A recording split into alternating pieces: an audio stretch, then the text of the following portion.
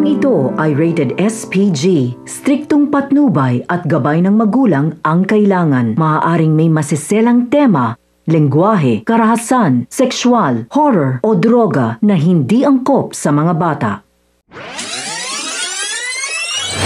Isang mapagpalang araw, kapamilya. Welcome back. At narito ang mga pinakamainit na tagpo sa FPJ's Batang Quiapo.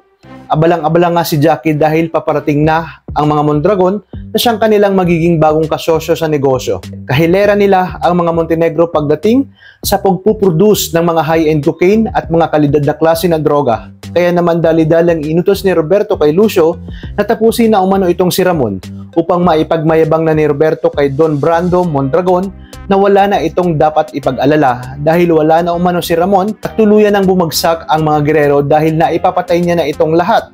Kaya wala nang kakompetensya ang mga Mondragon. Hindi alam ni Roberto ay pumalpak itong si Lucio. Ipinagmayabang pa naman sa kanya ni Lucio na dadahilin niya umano kay Roberto ang ulo ni Ramon. Dito nga ay nakita ng kapulisan ang mga Red Phoenix kaya itinuring din nila itong kaaway dahil lingid sa kanilang alam na inutusan pala ito ni Roberto.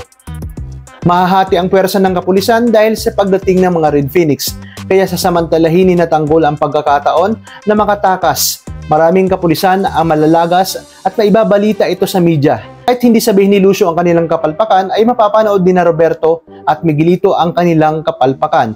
At isisisi ito ni Miguelito kay Roberto, hindi daw ba nito naisip na kalaban rin ng kapulisan ang mga Red Phoenix. Kaya naman ang ending magtatagumpay na makatakas itong sinatanggol at madadala nila itong si Ramon sa hideout kung saan naroon nga sina Fatima at Paeng. Pakaabangan natin ang mga susunod na hakbang at plano ni Natanggol dito lang sa nag-iisang teleserye ng Sambayanan, ang FPJ's Batang Quiapo.